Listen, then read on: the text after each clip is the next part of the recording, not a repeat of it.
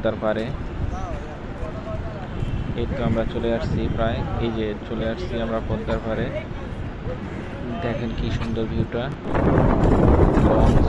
আবার আমরা চলে যাচ্ছি ইলিশ খেতে।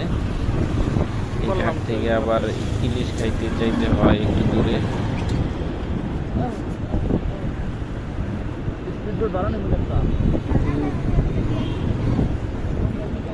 এইখান থেকে সুন্দর একটা ভিউ পাওয়া যায়, পদ্মার একটা সুন্দর ভিউ। তো আমরা চিন্তা করছি যে লঞ্চ উঠবো, স্পিড বোটে উঠবো, কিন্তু স্পিড বোট দেখতেছি না, খুঁজতেছিলাম, কোথাও স্পিড বোট নাই।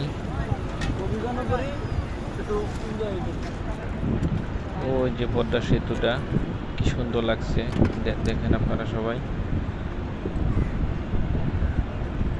খুব সুন্দর ভিউ সন্ধ্যার সময়।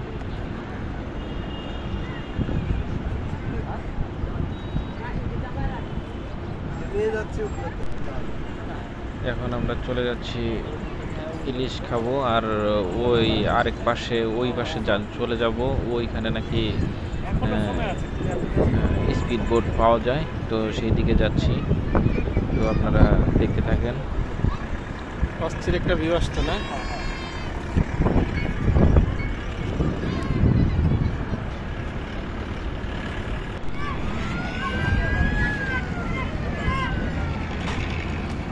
খুব মজা হবে, পাশে থাকেন আপনারা।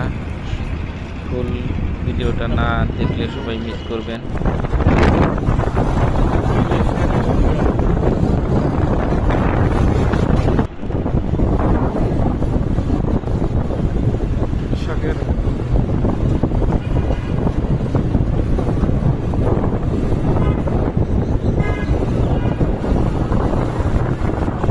ফাইনালি আমরা চলে আসছি।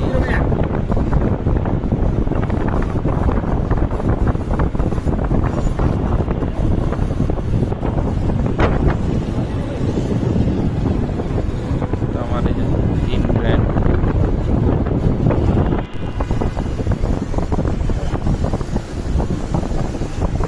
খুব সুন্দর লাগতেছে ভিউটা, অসাধারণ।